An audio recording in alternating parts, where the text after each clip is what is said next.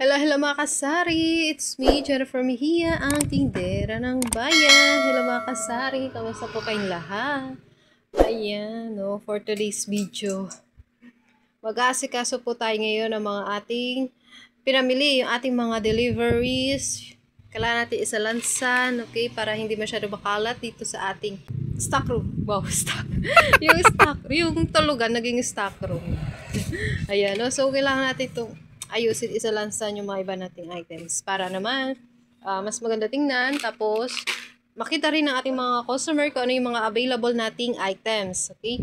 So, ngayon po, after ng bagyo, bumalik na po yung ating mga ahente at may mga available na rin po silang mga items. No? Kasi mga nakaraan po, nakaraan linggo, wala po talagang items, naubos na, tsaka wala pong deliveries dahil na rin po sa bagyo, madulas sa daan, kaya iwas aksidente na lang, hindi sila nagbiyahe.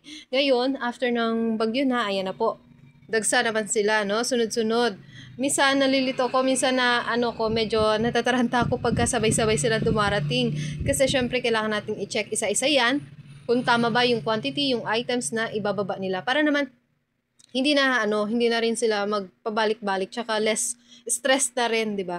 Kapag may mga kulang 'yan, no. So hindi na tayo may stress doon. Okay, so ayan, isa-isa silang dumarating, tapos minsan sabay-sabay, tapos meron pang bibili mga customer.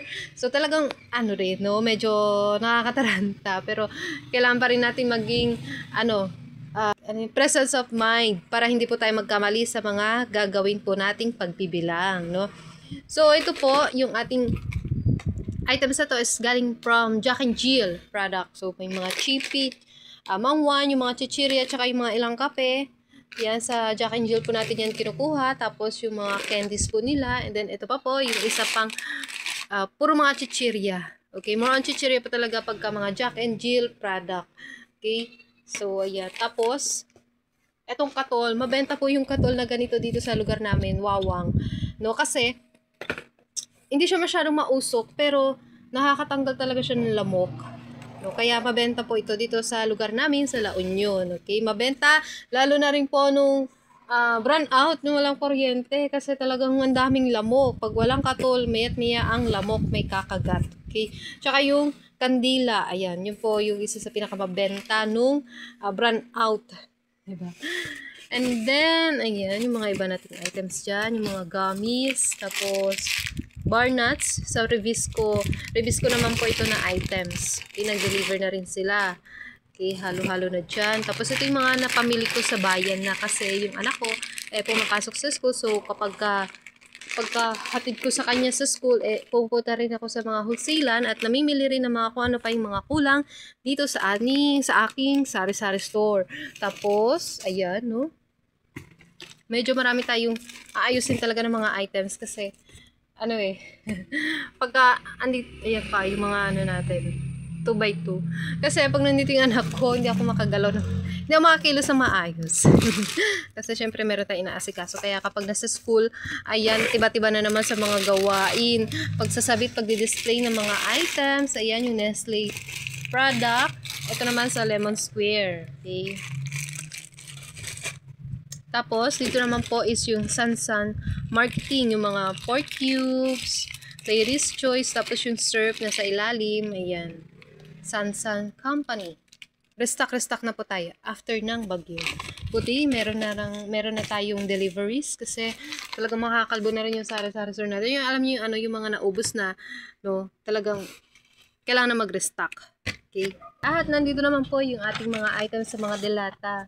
Kanina lang din po ito dumating mga kasari, yung mga Lucky 7, nagkagulo-gulo na sila kasi hindi na ayos yung yung pagsalansan. Kasi medyo mabigat na to nung kanina. Marami-rami to. Ayan yung Lucky 7 na ganitong size, 150 grams. Tapos meron din po tayong kinuha na 100 grams. Ayan, ito po ay 20 pesos kung binibenta.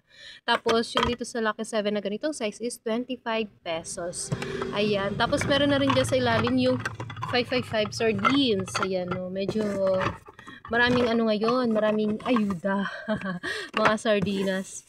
Kaya asahan natin na hindi masyadong mabibili ang ating mga sardinas. Pero so far, mabenta pa rin naman. Pero ayun, ina-expect ko na lang na hindi siya masyadong mabenta kasi po, may mga ayuda po. Yan, nabigyan din po tayo ng ayuda, no? Thank you so much po talaga.